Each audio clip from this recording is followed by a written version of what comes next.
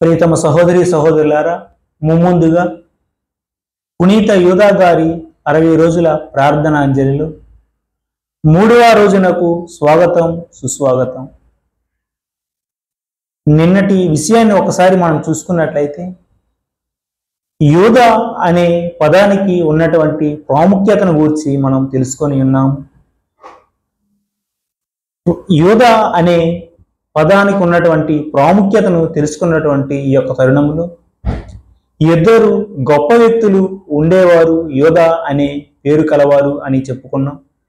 ఈరోజు ఆ యొక్క ఇద్దరు గొప్ప వ్యక్తులలో మొదటి గొప్ప వ్యక్తి అయినటువంటి యూదాను గురించి మనం తెలుసుకుందాం. ఆ యొక్క మొదటి యూదా ఎవరంటే, యాకోబు లేయా 4వ కుమారుడైనటువంటి ఈ యొక్క యూదా. యాక్చువల్గా చెప్పాలంటే, యూదా పుట్టినప్పుడు లేయా సంతోషాన్ని పట్టలేక దేవుని పట్ల కృతజ్ఞతా భావంతో ఎలుగెత్తి ఇలా ప్రకటించింది, నేనిక దేవుని స్తుతిస్తాను అని అనుకొని అతనికి యూదా అనే పేరును పెట్టింది. ఆ యొక్క వచనాన్ని మనం ఆదికాండము 29:35వ వచనంలో చూడవచ్చు.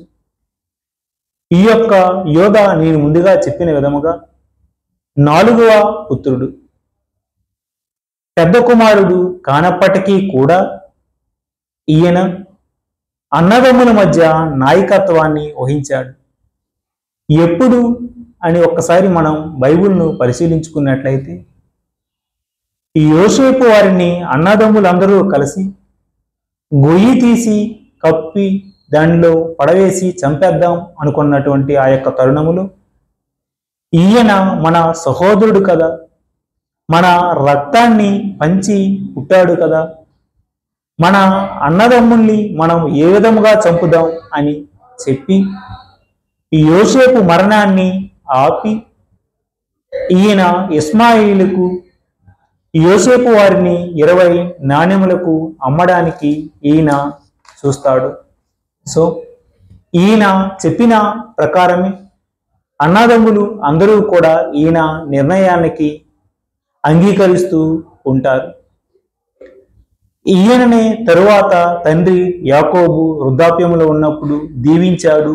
ఏ విధముగా దీవించాడంటే, మనం ఆదికాండము 49వ అధ్యాయము 8వ వచనం చూసుకున్నట్లయితే, యూదా నీ సహోదరులు నిన్ను ప్రశంసిస్తారు, నీవు పగవారిని ఎదుర్కొని వారి మెడలు విరుతువు, తోబొట్టువులు నీ ముందు సాగిల పడుదురు.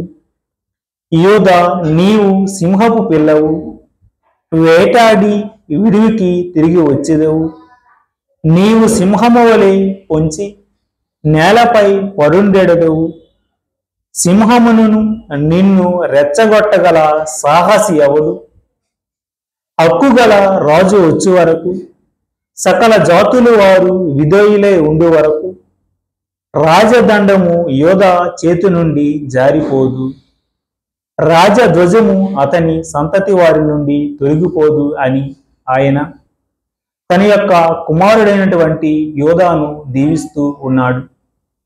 ఈ యొక్క యూదా నుండి తరువాత కాలంలో దావీదు, సొలొమోను, ఇంకా కొద్దిగా ముందుకు వెళ్ళినట్లయితే మన రక్షకుడైనటువంటి యేసుక్రీస్తు జన్మిస్తూ ఉన్నాడు ఈ యొక్క వంశంలోనే. ఈ చిన్న వాక్యాన్ని దేవుడు దీవించి ఆ యొక్క యూదా తద్దయ్య గారు మిమ్మల్ని అందరినీ ఆశీర్వదించునుగాక. ఆమేన్.